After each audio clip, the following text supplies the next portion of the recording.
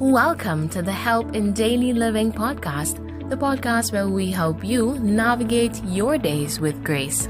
It's all about giving you practical tips to equip you for success in this life and the life to come. The episodes are biblically based with real life experiences.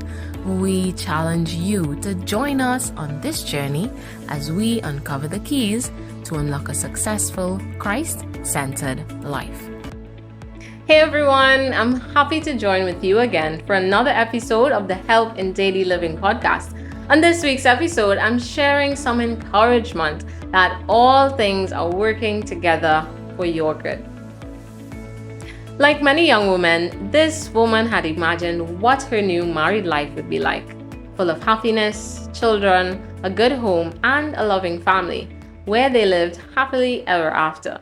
But the years rolled by and she was childless. And if that was not burden enough, her father-in-law passed away, and her brother-in-law and her happily ever after husband too, yes, he also passed away. One can imagine the pain she must have felt. Tragedy after tragedy unexpectedly met her. The young lady mourned with her mother-in-law and her sister-in-law over the death of their loved ones. Her sister-in-law soon returned to her family, but she decided to stay with her mother-in-law. No sooner had this young lady caught the attention of a wealthy, godly man who was related to her mother-in-law. And he told her that because of the kindness that she showed to her mother-in-law following the death of her husband, that he will take her to be his wife and provide for her and her mother-in-law. The young lady's name was Ruth, and her mother-in-law, Naomi. This story is often looked at in the context of a how-to guide to attracting the right man. But it's much more than that.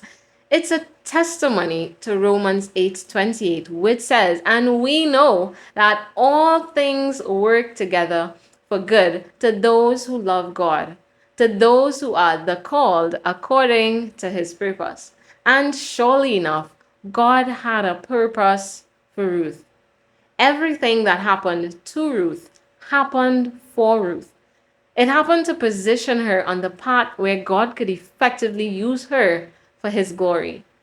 God used a previously considered barren and widowed woman to be the vessel in the lineage through which Jesse, David's father, and he himself, the great King David, and eventually the Savior of the world, Jesus Christ, was born.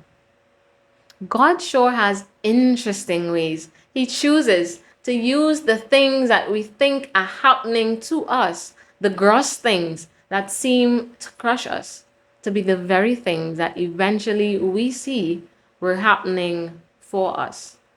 All things work together for the good of those who love God. Ruth showed God's character, which is love, to her mother-in-law, and God rewarded her. Ruth left her mother and father in her hometown to care for a grieving old lady and sought after God with her, and God rewarded her. I don't know what things may be happening to you right now, but know that God is able to turn your darkest moments into your brightest days.